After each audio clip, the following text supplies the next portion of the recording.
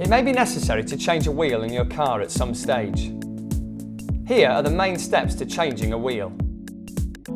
Ensure the car is parked in a safe place and put the handbrake on.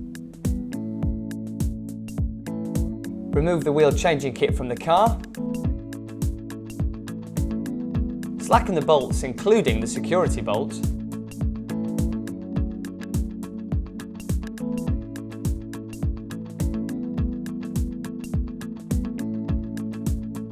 Jack the car up so that the wheel just leaves the ground. If you are unsure of the jacking points, please refer to the owner's manual. Remove the bolts and remove the wheel.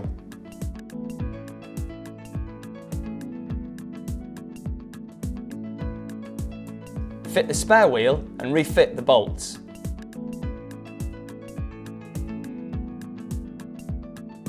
Lower the jack slowly and tighten the bolts as tight as you can. As soon as possible, take the car to your local dealership to replace the faulty tyre. If you are unsure of any aspect of the wheel changing process, please contact your dealer or emergency breakdown service. Changing a wheel is done so at your own risk.